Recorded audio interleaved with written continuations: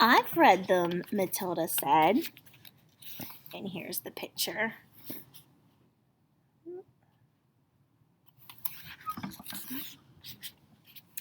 You're a liar, Hortensia said. You can't even read yet. But no matter. So when the Trunchbull sat down on the golden syrup, the squelch was beautiful. And when she jumped up again, the chair sort of stuck to the seat the chair sort of stuck to the seat of those awful green breeches, which is another name for pants. And when she jumped up again, the chair sort of stuck to the seat of those awful green breeches she wears and came up with her for a few seconds until the thick syrup slowly came unstuck. Then she clasped her hands to the seat of her breeches, and both hands got covered in the muck. You should have heard her bellow. Bellow is kind of a yell. But how did she know it was you? Lavender asked. A little squirt called Ollie sneaked and snitched on me, Hortensia said. I knocked his front teeth out. And the Trunchbull put you in the chokey for the whole day? Matilda asked, gulping. All day long, Hortensia said. I was off my rocker when she let me out. I was babbling like an idiot. What were the other things you did to be put in the chokey? Lavender asked. Oh, I can't remember them all now, Hortensia said. She spoke with an air of an old warrior who has been in so many battles that bravery has become commonplace. It's all so long ago, she added, stuffing more crisps or chips into her mouth. Ah, yes, I can remember one. Here's what happened. I chose a time when I knew the Trunchbull was out of the way teaching the 6th grade class, and I put up my hand and asked to go to the restroom. But instead of going there, I sneaked into the Trunchbull's room. And after a speedy search, I found the drawer where she kept her gym knickers, or in this case, her gym shorts. Go on, Matilda said, spellbound by what was going to happen next. Well, I sent away by post, you see, for a very powerful itching powder, Hortensia said. It cost 50 cents a packet, and it was called the Skin Scorcher. The label said it was made from the powdered teeth of deadly snakes, and it was guaranteed to raise welts the size of walnuts on your skin. So I sprinkled the stuff inside of every pair of knickers or shorts in the drawer, and then folded them up all again very carefully.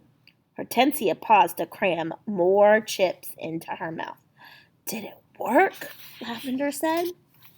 Well, Hortensia said, a few days later during an assembly, the Trunchbull suddenly started scratching herself like mad down below. Aha, I said to myself, here we go. She changed for gym already, and it was pretty wonderful to be sitting there watching it all and knowing that I was the only person in the whole school who realized exactly what was going on in the Trunchbull's pants. And I felt safe too, and I knew I couldn't be caught. Then the scratching got worse. She couldn't stop. She must have thought she had a wasp's nest down there. And then right in the middle of the song, she leapt up, grabbed her bottoms, and rushed out of the room. Both Matilda and Lavender were enthralled. It was quite clear to them that they were, at this moment, standing in the presence of a master. Here was somebody who had brought the art of trickery to the highest point of perfection. Somebody, moreover, who was willing to risk life and limb in the pursuit of her calling. They gazed in wonder at this goddess, and suddenly even the boil or pimple on her nose was no longer a blemish, but a badge of courage. "But how did she catch you that time?" Lavender asked, breathless with wonder. "She didn't," Hortensia said, "but I got a day in the chokey just the same." "Why?" they both asked. "The Trunchbull," Hortensia said, "has a nasty habit of guessing. When she doesn't know who the culprit is, she makes a guess at it, and the trouble is she's often right. I was the prime suspect this time because of the golden syrup job, and although I knew she didn't have any proof, nothing had made a difference. I kept shouting, 'How could I have done it, Miss Trunchbull? I didn't even know you kept any spare knickers at school. I don't even know what itching powder is.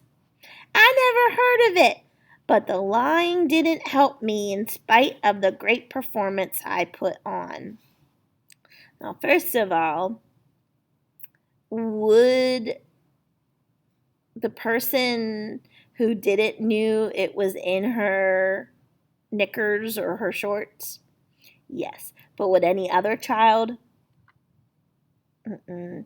Also, how did Hortensia know it was itching powder? So the more she was talking, the more she kind of gave herself away that yes, she was indeed the person that did this to the Trunchbull.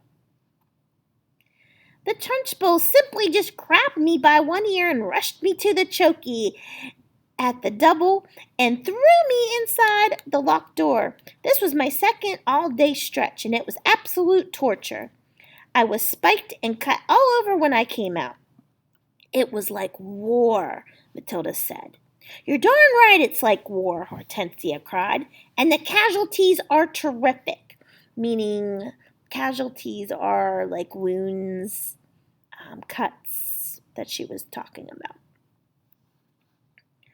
"We are all crusaders, the gallant army fighting for our lives with hardly any weapons at all, and the Trunchbull is the Prince of Darkness, the foul serpent, the fiery dragon with all the weapons at her command. It's a tough life, and we all try to support each other." "Well, you can rely on us," Lavender said, making her height of 3 feet 2 inches stretch as tall as possible.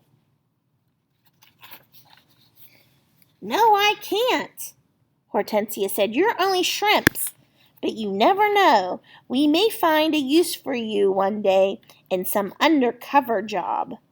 Tell us just a little bit." I'm sorry, this is Matilda talking. "So tell us just a little bit more about what she does," Matilda said. "Please do."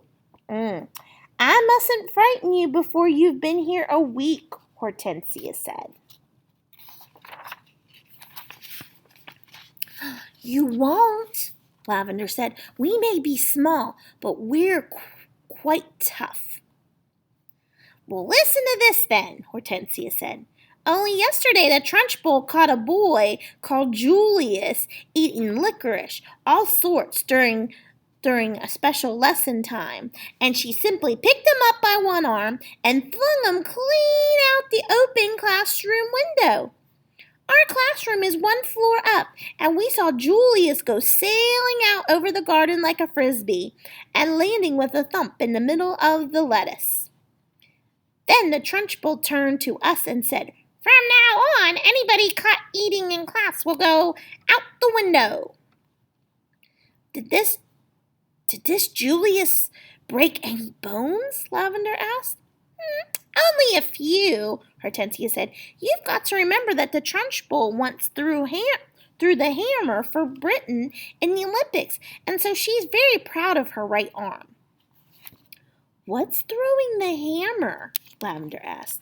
"The hammer," Hortensia said, "is actually a great cannonball on the end of a very long wire, and the thrower whisks it around and around his or her head faster and faster, and then lets it go. You have to be terrifically strong. The Trunchbull will throw anything around just to keep her arm in, especially children." Good heavens, Lavender said. I once heard her say, Hortensia went on, that a large boy is about the same weight as an Olympic hammer, and therefore he's very useful for practicing with.